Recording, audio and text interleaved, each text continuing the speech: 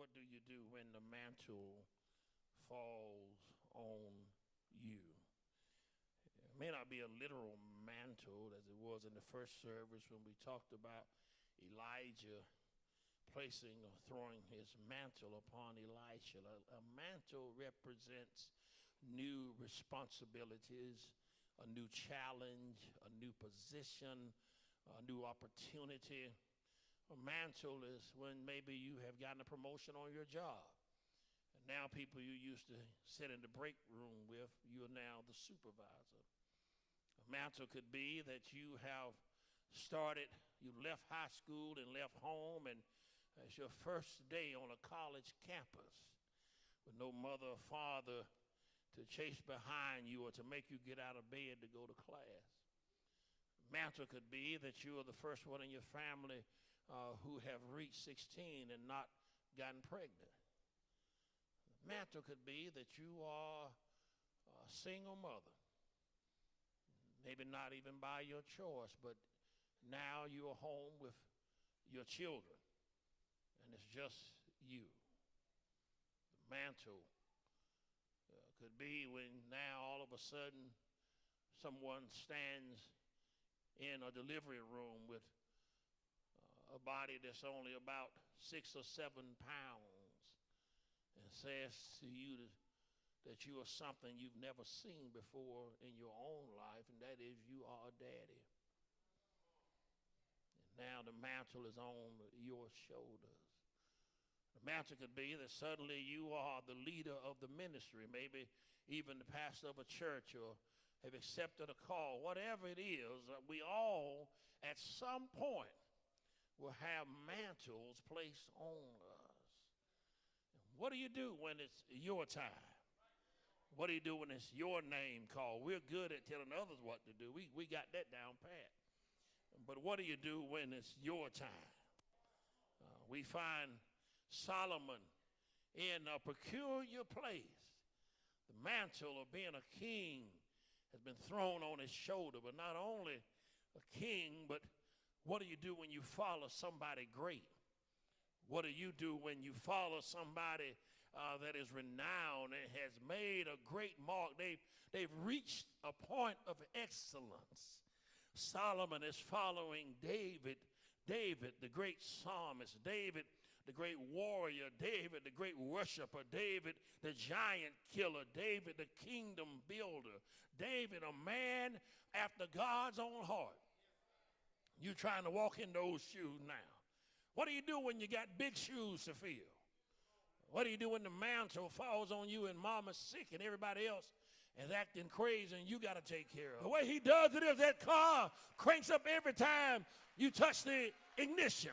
The way he does it is your body stays healthy. The way he does it is your clothes don't wear out. The children of Israel were on punishment, but they marched for 40 years in the desert. But God said, didn't one shoe wear out walking in the desert? So even when God is getting you correct, he will sustain you. That's why the Bible says he's a keeper. He will keep you in perfect peace. He will keep your mind and your heart. And then after a while, if you trust him while he sustains you, I got some witnesses in here that will say he will promote you. Some of you ain't driving what you used to drive. You've been promoted. Some of you not living where you used to live. You've been promoted. Some of you ain't dressing like you used to dress. You've been promoted.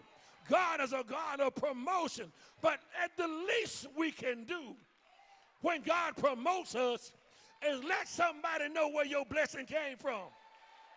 Let somebody know the bridge that brought you over. You didn't make it here by yourself, but there was a God that reached down and picked you up and put you where you are.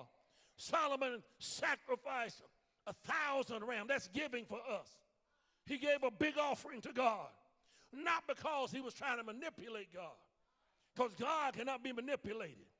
He knows your heart before you give. But when you give with a pure heart, God comes and does what he does to Solomon. He communes with Solomon. The second thing is, after giving spirit, when the mantle is placed on you, you got to talk to God. If you're taking notes, you need to write that down right there. You got to talk to God. Solomon gave and went to sleep that night. So one thing about when you're doing God's will, you ain't got to toss and turn all night. Solomon blessed the Lord and went to sleep that night. He's the new king, but he ain't up all night, worried and walking the floor. When you do what God has called you to do, he'll keep you in perfect peace. When you pray at night, you got to talk to him. When you get up in the morning, you got to talk to him. I said, Lord, guide my footsteps. At noonday, you got to talk to him. I said, Lord, give me strength, because the devil is trying to pull me down. He's wandering about like a roaring lion, seeking whom he may destroy. You got to talk to him, I tell you, and not just when you eat your food. Every now and then while you're driving down the highway, you ought to talk to him. When you get in your driveway, you ought to talk to him. When you go to bed at night, Lord knows you ought to talk to him. Because when you sleep, you don't know whether you're dead or alive, but you ought to talk to him. You don't know if a fire going to break out. You ought to talk to him. You don't know if somebody going to break in. You ought to talk to him. Because when you talk to God and you put the blood of the Lamb around the doorpost, the devil can't penetrate. He may try, but no weapon formed against you will be able to prosper. He talked to me and said, Solomon, what do you want? Anything you want, I shall give you. Ask, and it shall be given to you.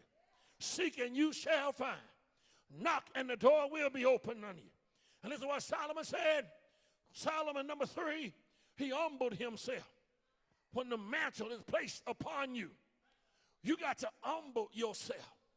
Solomon said, Lord, you've shown great mercy to David, my father. You brought him a mighty long way. You took care of him. And now, God, have mercy on me. You made me king. But look, I'm just a little child. He's not saying he's a boy in age. He's saying I recognize that I got to be like a little child. That God, I don't know what to do, but trust in you.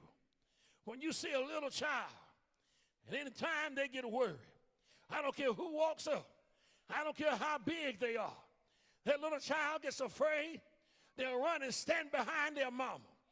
Mama might weigh 110 pounds. But you know one thing about it, the child said, I ain't worried about how big mama is, but I trust in mama. So I ain't worried about how big the giant is.